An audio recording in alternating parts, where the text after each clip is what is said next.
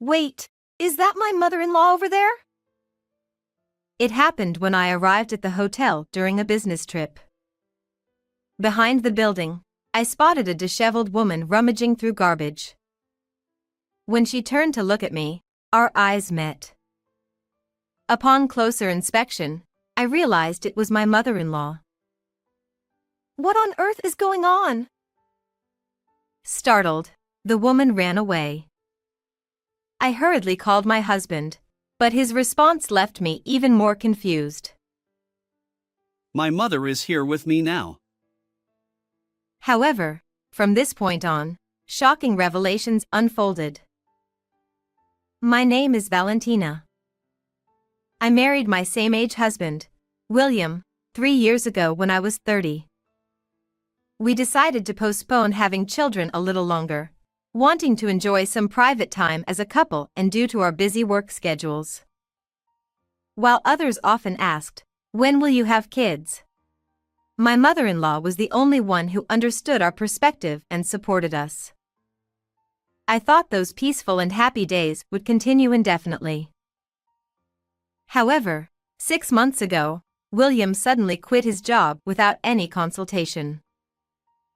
What on earth is going on? I asked. William replied, Well, I've been thinking about starting my own business. Age-wise, now seems like the perfect time. But, are you okay without any preparation? Don't worry about it, Valentina. William assured me without providing any further details. His impulsive decision left me genuinely bewildered. We had just built a house, which added to my anxiety. If you're starting a company, you'll need money, won't you? Have you thought about that? I think we'll get things up and running quickly, and I won't inconvenience you, Valentina. William replied. Although I had many questions and concerns, I decided to observe William's determination without dampening his spirits. Yet deep down, I couldn't fully support him. The next day, when I had some errands, I called my mother-in-law. He suddenly quit his job, and now he wants to start his own business. He made all these decisions without consulting me, and I found out afterward. I explained. Well, maybe William didn't want to worry you, Valentina. My mother-in-law replied. I hope so. But still. I hesitated. Trust him. Take care, she said before hanging up. Perhaps my tone wasn't ideal. My usually empathetic mother-in-law seemed distant on the phone. I realized that even though she's a kind person, I need to be careful about the topics I bring up. After that, William prepared to start his own business and converted one room in our home into the company's office. I'll be out late tonight for a business dinner. I understood. Networking is crucial, so I'll be attending more events like this. True to his declaration, William began going out more frequently. Our schedules rarely aligned. I'd return home while he was leaving, and he'd come back after midnight. On weekends, he'd be away for client dinners, golf outings, or fishing trips, sometimes even staying overnight. However, he remained tight-lipped about the specifics of his work situation. What does it mean to be a married couple? As time passed, our conversations dwindled, and I felt an inexplicable loneliness. Gradually, his independence started affecting our household finances. Valentina, can you cover this month's living expenses and the mortgage? I apologize. Is the business still not doing well? It's not that, but payments from clients take time, even after completing work. At this point, William had been running his business for only 2 months.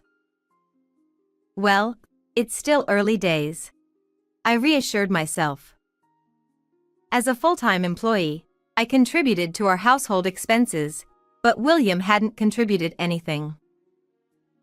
Hey, can you start contributing to our living expenses? We can't save like this. Determined to address the situation, I decided to talk to William.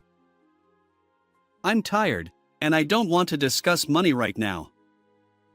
Let's talk later. He dismissed my concerns.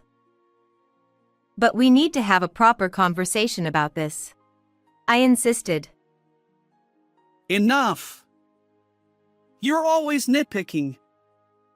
As my wife, you should silently support me. Suddenly, William raised his voice, his anger evident, and he even tried to strike me. Without an apology, he retreated to his home office. This is bad. We can't communicate. That incident shattered something inside me.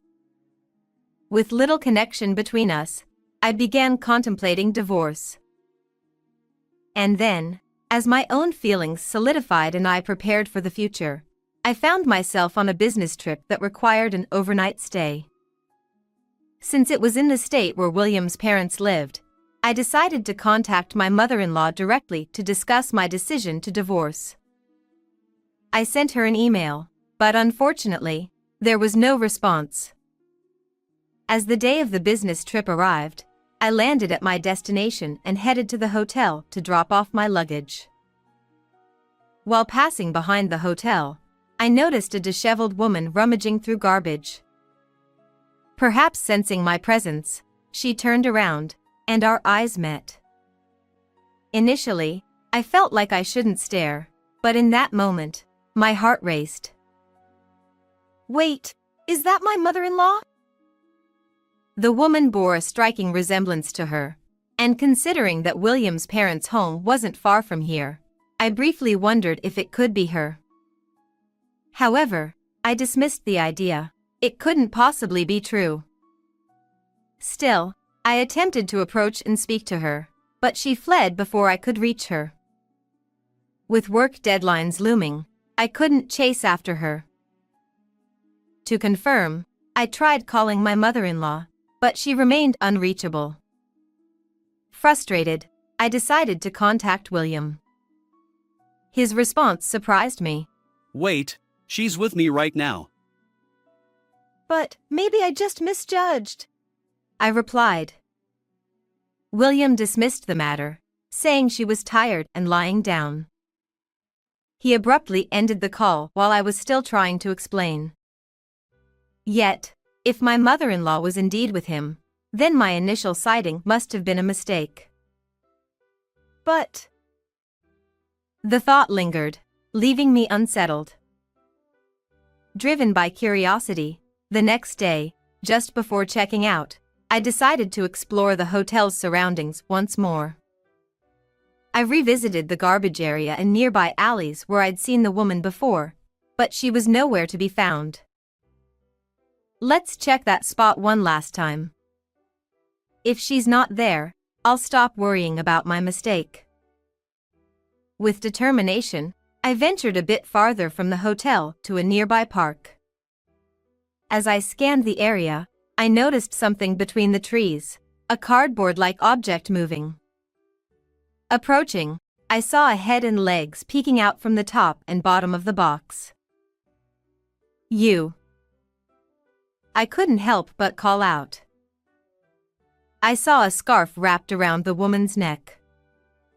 I had given it to my mother-in-law as a Mother's Day gift shortly after getting married, and she always wore it when going out. Startled, the woman suddenly jumped up and fled without looking back. Wait! I called after her, but she disappeared. Could this woman truly be my mother-in-law? If so, what did William's previous statement mean? The confusion overwhelmed me.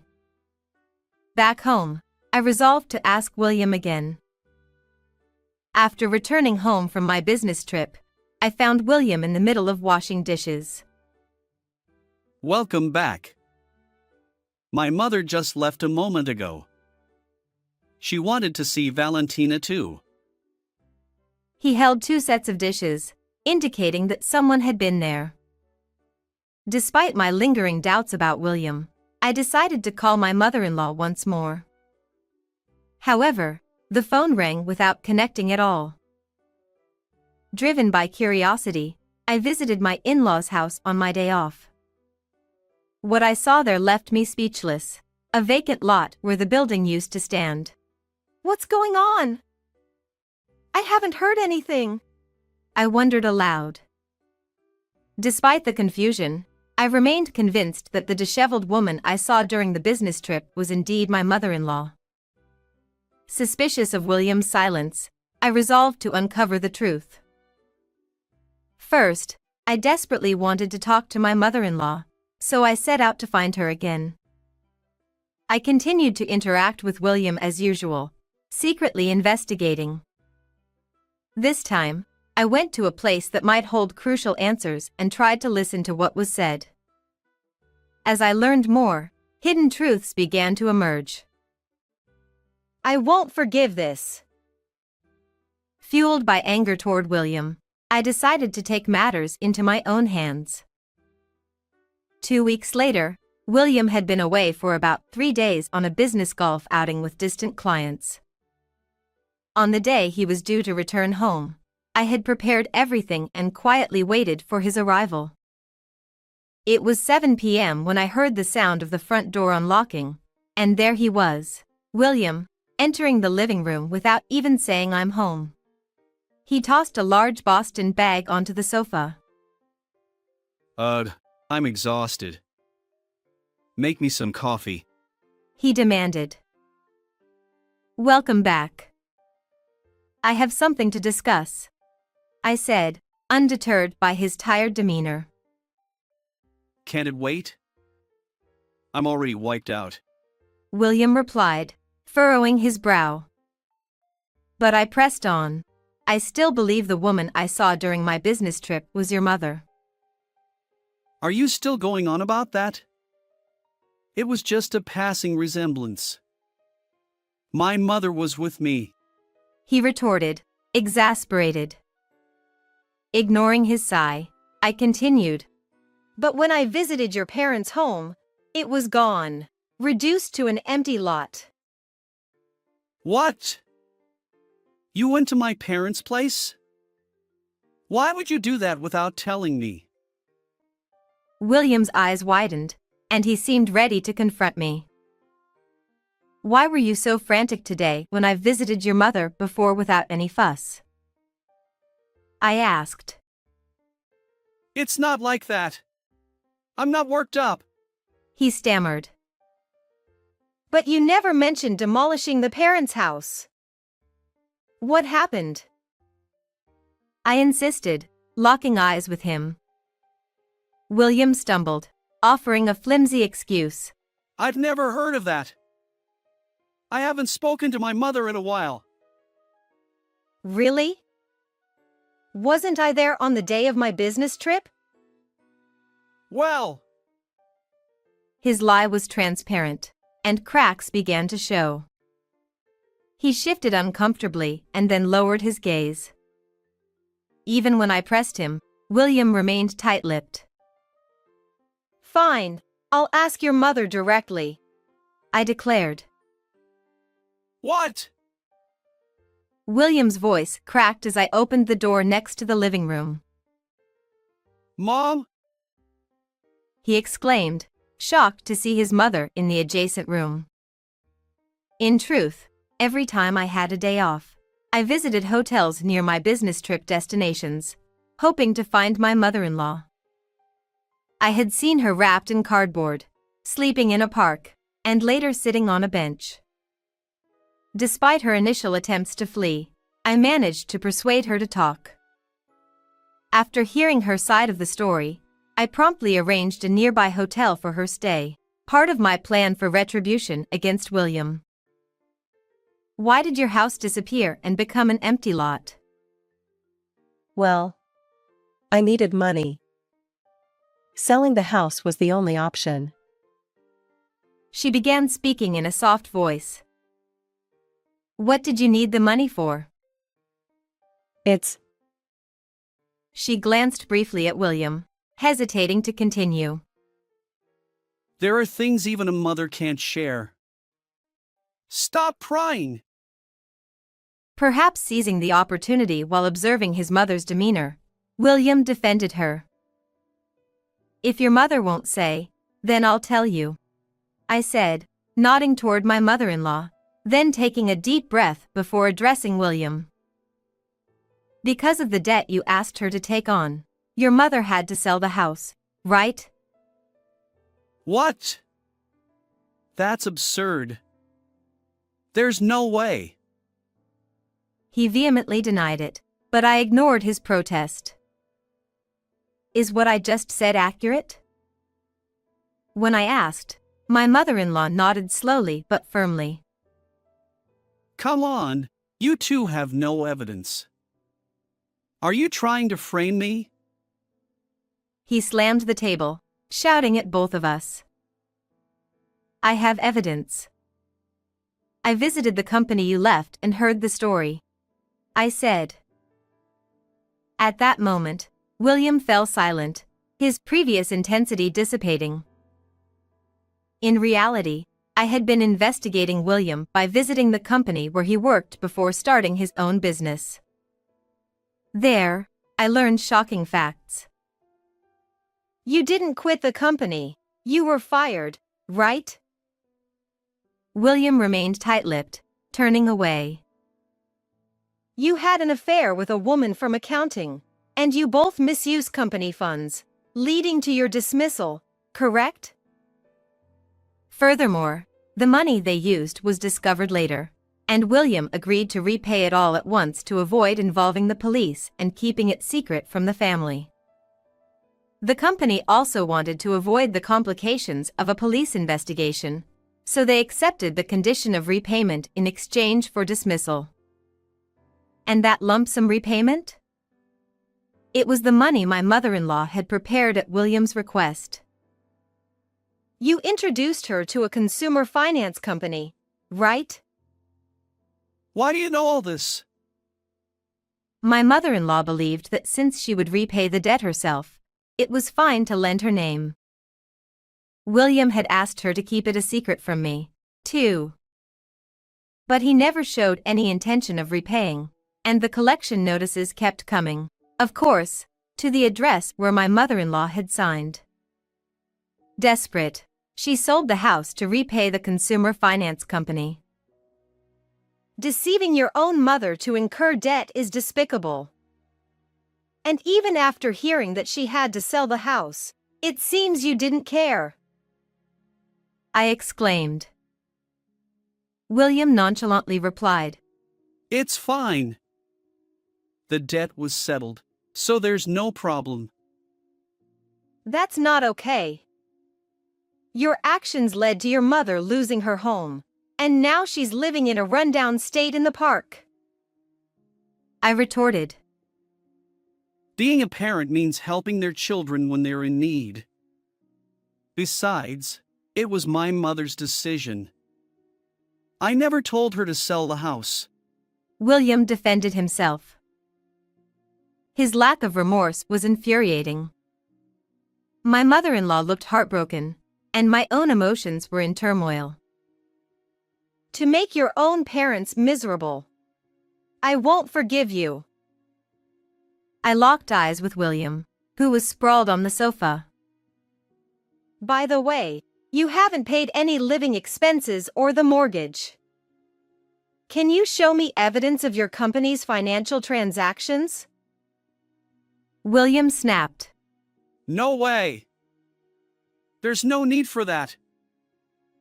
Ignoring his refusal, I handed him a copy of the company's financial records from his computer. I looked at your computer to investigate you, William stammered. You! How dare you invade someone's privacy like that? Your income has been almost zero, but was your company merely a facade? I pressed. Caught off guard, he fell silent. But this wasn't the end. And on top of that, you're cheating without even working, I accused. William exploded. You have no proof. How dare you say that? I opened my laptop, revealing a video. I have evidence. As he watched the footage, William's face turned pale. The video showed him with another woman in his home office, clearly engaged in an affair. I had discreetly installed cameras to monitor his actions. Still involved with that woman, huh? Knowing she worked in accounting, I had shown the footage to William's former boss, who confirmed her identity. The 2 sets of dishes at home during my business trip likely belonged to his mistress. Supporting you financially while you cheat without working, your entitlement knows no bounds, I said. William retorted. What's wrong with that? You earn more, so it's only natural for you to provide. His audacity shocked me. But using our savings for your affairs? What's your plan? I confronted him with our bank account statements. You've depleted our joint account. This man's behavior was beyond redemption. His excuses were tiresome. Curious about the source of his affair funds, I checked our bank accounts, confirming my suspicions. So, for that reason, please proceed with the divorce. Pay back the depleted savings and the compensation for the affair all at once, I stated firmly. William protested. That's impossible. Stop saying absurd things. That's just your convenience, isn't it? I retorted. William turned to his mother, desperately asking, Mom, can you lend me money again? It seems I have to pay her. Both my mother-in-law and I were left speechless by William's outrageous remarks. But my mother-in-law gathered her resolve and stepped forward. Enough is enough. I'm cutting ties with you. But before that, repay the debt I covered, she declared boldly. Internally, I applauded her strength. And by the way, I've consulted a lawyer I know, so don't even think about evading this, I added. Abandoned even by his own mother, William came to me, pleading tearfully. We can't get divorced. I apologize for everything. Please forgive me. Let's return my mother's money together. That's out of the question. It's the consequence of your actions, I replied sternly, watching him collapse to his knees. In the following days, the divorce between William and me was finalized. I claimed $25,000 for the affair compensation and half of the money from the depleted savings. His affair partner also paid $10,000 in compensation. My mother-in-law demanded full repayment of the debt she had covered. I let him sell the house, which was under William's name and where I had been paying the mortgage, to start repaying my mother-in-law. Now, she can rebuild her life. I'm content living in an apartment, and William used the money from selling the house to make payments. However, he still has outstanding mortgage debt, and he's currently working away from home. As for me, I'm more dedicated to my work than ever.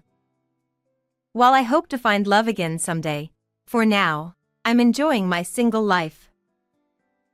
How did you like this story? If you enjoyed it, consider subscribing to my channel. Until next time.